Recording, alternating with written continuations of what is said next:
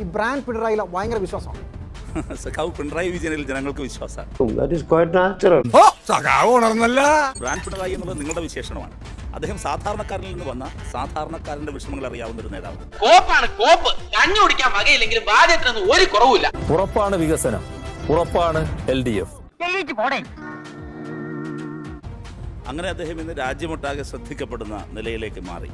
നിനക്കതൊക്കെ എങ്ങനെയാ സാധിക്കുന്നത്? അപ്പൊ നീ ആത്മാർത്ഥമായിട്ട് മണ്ടനാണല്ലേ? രാജ്യം തന്നെ പറഞ്ഞതുപോലെ ഇന്ന് അദ്ദേഹവും കേരളവും ചിന്തിക്കുന്നത് നാളെ ഇന്ത്യ ചിന്തിക്കുന്നു എന്ന നിലയിലേക്ക് മാറി. ആര് പറയുന്നു? ഞാൻ കേട്ടിട്ടില്ലല്ലോ. അസൂയ കൊണ്ട് പലരും പറയാറില്ല, അതുകൊണ്ട് ഞാൻ സ്വയം പറയുന്നു. നിങ്ങളോട് എനിക്കൊരു ദേഷ്യമില്ല. വിവരമില്ലായ്മ ഒരു കുറ്റമല്ലല്ലോ. അതെ, സത്യസന്ധമായ രാഷ്ട്രീയം ഉയർത്തിപ്പിടിച്ച് മുൻപോട്ട് കടന്നു വരാൻ കഴിഞ്ഞു എന്നുള്ളതാണ് അദ്ദേഹത്തിന്റെ സവിശേഷതയായി ഞാൻ കാണുന്ന ഒരു കാര്യം. പിന്നെ എന്താ ചെയ്യണ്ടേ സാറേ?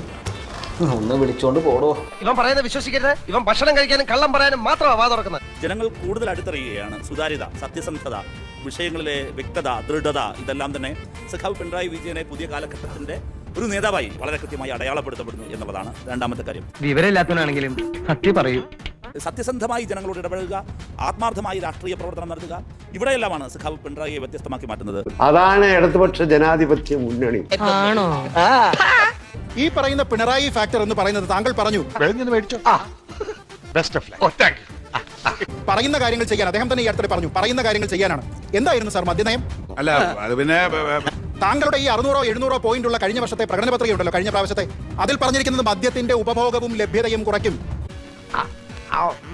പറഞ്ഞിട്ടില്ല. എത്ര ബാറുകളായിരുന്നു ഉണ്ടായിരുന്നത്? 29 അല്ലേ UDF ഇവിടെ നിന്ന് പോകുമ്പോ? അതൊന്നും എനിക്കറിയാൻ മേല. എന്നാ അറിയണം. ഇപ്പൊ എത്രയാണ്? കണക്കുണ്ടോ? 600-ഓ 700-ഓ? എവിടെയാണ് സാർ കുറച്ചിരിക്കുന്നത്?